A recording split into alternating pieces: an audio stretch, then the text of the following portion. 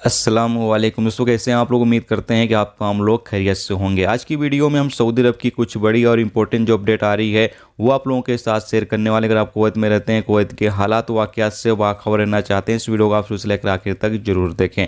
दोस्तों, पहली अपडेट ये है कि कुवैत में जो चांद वगैरह देखने के माहिरीन हैं उनकी तरफ से ये जानकारी दी गई है कि कुवैत में जो ईद है वो 2 मई मंडे की होने की उम्मीद है। यानी कि ईद जो है वो 2 मई की होने की उम्मीद बताई जा रही है। इसके साथ ही आपको बताते हैं कि 2 मई की ईद जो है वो ज़्यादातर अरब देशों में जो है वो मनाई जाएगी। इसके साथ ही अगली अपडेट ये है कि कुवैत में जो कुवैत इस्लामिक अफेयर्स के मिनिस्टर हैं उनकी तरफ से ये जानकारी देकर बताया गया है कि कुवैत में जो ईद उल फितर की नमाज है वो पब्लिक प्लेस में भी पढ़ाई जा सकती है। पहले सिर्फ मस्जिदों के अंदर ही ईद की नमाज पढ़ाने की परमिशन दी गई थी, लेकिन अब पब्लिक प्लेस में भी ईद उल फितर की नमाज पढ़ाने की परमिशन दे दी गई है। यानी कि खुले में भी ईद की नमाज जो है वो पढ़ाई जा सकती है। इसके साथ ही अगली अपडेट ये है कि कुवैत में जो इलीगल तरीके से लोग मौजूद हैं उनके लिए जल्द ही एक अच्छी खबर आने वाली है। यानी छूट का ऐलान जल्द ही होने वाला है।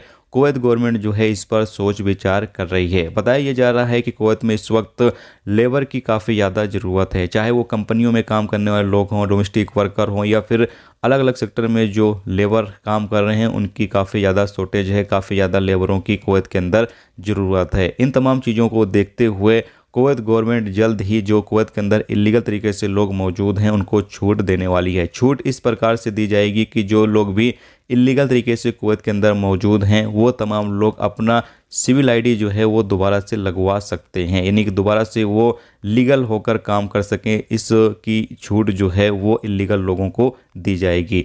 अब यहाँ पर यह भी बताया गया है कि आप जिस भी कफील के पास से भागे हुए हैं या जिस भी कंपनी से आप भागकर कहीं दूसरी जगह पर काम कर रहे हैं, वही कंपनी वही कफील जहाँ पर आप भागकर काम कर रहे हैं, जहाँ पर मौजूदा वक्त में आप काम कर रहे हैं, वही कंपनी का जो मालिक होगा या जो कफील होगा वो आपका जो सिविल आईडी है वो दोबारा से लगवा सकता है। और आपको ऊपर किसी तरह का कोई फ़ाइन वगैरह है तो वो भी माफ़ कर दिया जाएगा। आपको किसी तरह का कोई भी फ़ाइन वगैरह जो है वो पे करने की ज़रूरत नहीं होगी। तो ये एक अच्छी खबर है कि जो इलीगल तरीके से लोग मौजूद हैं, ये कानून आ जाने के बाद लोग जो है वो लीगल हो जाएंगे।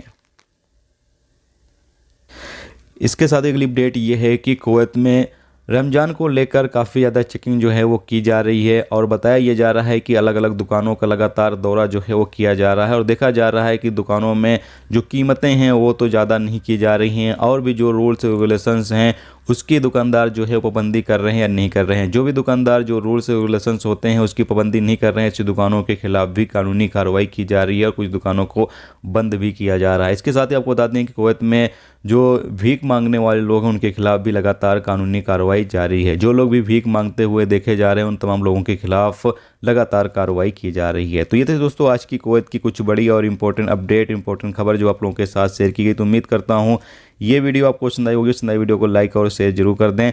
चैनल पर दोस्तों नए हो चैनल को भी सब्सक्राइब जरूर कर लें, क्योंकि यहाँ पर आपको कुवैत के हवाले से जो भी ताज़ा तरीन अपडेट, ताज़ा तरीन जानकारी होगी वो देखने को मिलती रहेगी। वीडियो देखने का बहुत बहुत शुक्रिया। अल्लाह।